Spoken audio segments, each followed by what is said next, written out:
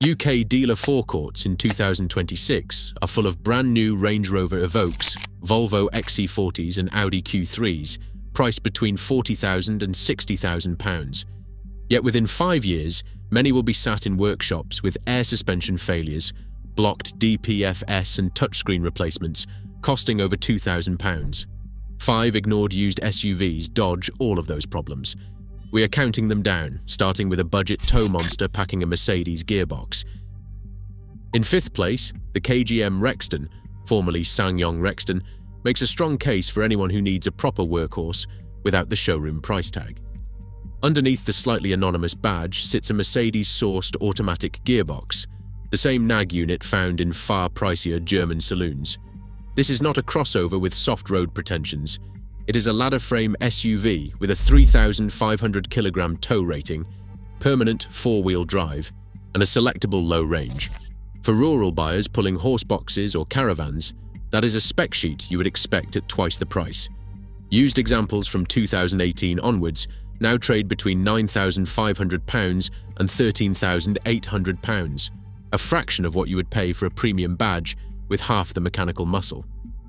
The Rexton's appeal goes beyond brute strength. KGM's 7-year, 150,000-mile transferable warranty still covers many dealer-approved used examples, offering rare peace of mind in this price band. But there are practical realities to face.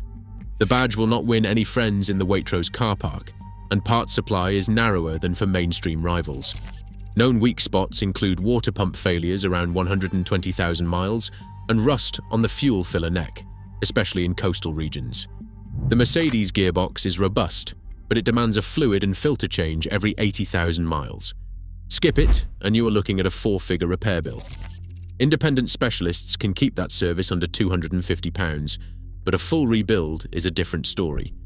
For those who value function over fashion, the Rexton quietly undercuts the cost of new SUVs while outlasting many of them.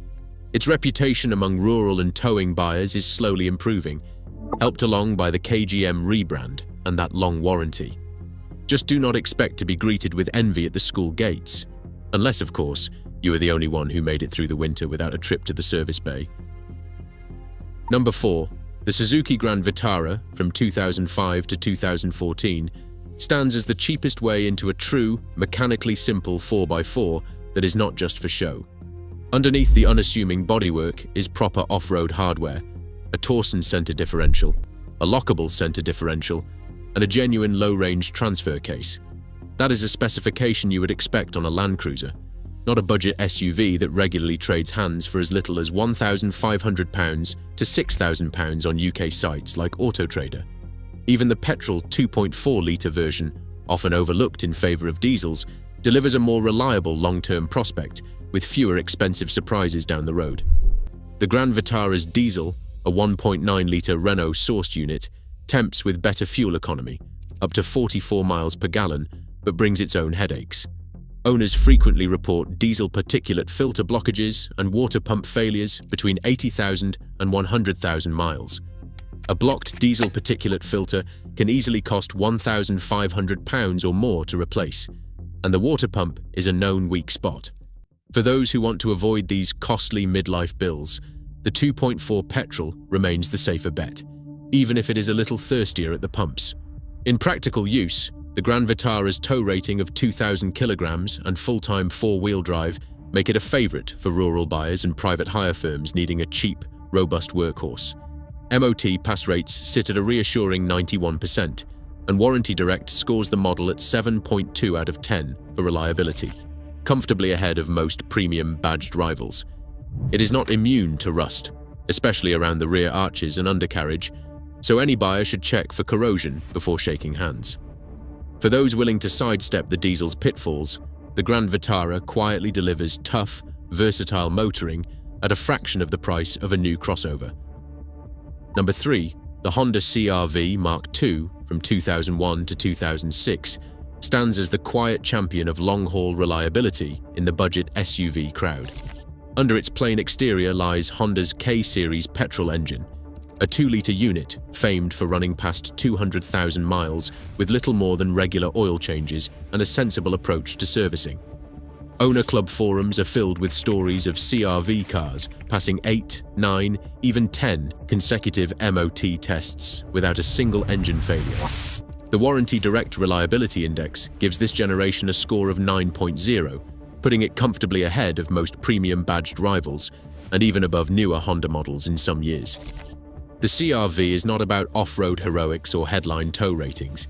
It is about honest, set and forget motoring for families, commuters, and anyone who just wants a car that works. The real-world running costs reflect that. Most petrol examples need only basic maintenance, with the main caveat being a cam belt change every 100,000 miles and a clutch check if the car has spent its life in city traffic. Miss the cam belt and you risk a 4-figure bill, but stick to the schedule and the engine is good for another decade. Water pumps can start weeping after 90,000 miles, but replacement is straightforward and rarely breaks the bank. On the used market, it is not unusual to find clean MOT valid examples for under £3,000, and with a bit of patience, bargains under £1,000 do crop up, especially from private sellers. These cars often come with a full service history and a reassuring stack of old MOT tests. The 1,800 kilograms tow rating is enough for a small caravan or trailer, but it is the day-to-day usability that wins over private hire drivers and families alike. For buyers tired of electronic gremlins and post-warranty drama, the CR-V Mark II quietly makes the case for old-fashioned, long-lived value. Mitsubishi's Shogun wears its Dakar heritage in every bolt. The body-on-frame chassis and Super Select four-wheel drive system are straight from the playbook that delivered 12 Dakar wins, more than any other SUV. This isn't just marketing, it's a platform built to take punishment, shrug off rough tracks, and keep going when others falter. The long wheelbase Shogun is rated to tow 3,000 kilograms, a figure that makes it a staple among those hauling caravans or horse trailers across the UK. Super Select lets drivers switch between rear-wheel drive and four-wheel drive on the move, offering grip or economy as needed, a feature that sets it apart from most rivals. Prices reflect its reputation for toughness. Early Mark IIIs can be found for £2,000 to £4,000, while a clean late-model SG3 commands £15,000 to £20,000. But even legends have corrosion and other weak spots. The diesel's dual-mass flywheel often fails around 110,000 miles, and replacement costs nearly £1,850 at a specialist. Clutch judder or vibration at idle are warning signs. Corrosion targets side-step brackets, rear crossmembers, and especially the fuel filler neck, particularly on cars exposed to salt or coastal air. A careful inspection underneath is essential.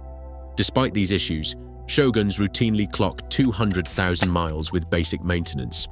MOT pass rates hover near 90%. For those who value ruggedness over luxury, the Shogun's old-school engineering and motorsport DNA make it a workhorse that outlasts trendier SUVs, even if it can't match the comfort or fuel savings of newer, softer rivals. Lexus RX 300 and RX 400h show that luxury and reliability can be surprisingly affordable. Beneath the sculpted bonnet, Toyota's 1MZ FE V6 quietly builds its legend, engines routinely surpassing 500,000 miles in North America, with UK examples often gliding past 200,000 miles without fuss. The RX 300's secret is its calm, plush ride paired with mechanical honesty, a combination rare at the £1,000 to £5,000 mark. Early RX 300s with higher mileage can be found for as little as £1,300, while a tidy 2007 RX 400h hybrid fetches £4,500 to £5,000, still less than a year's depreciation on a new crossover. Urban drivers get an extra bonus.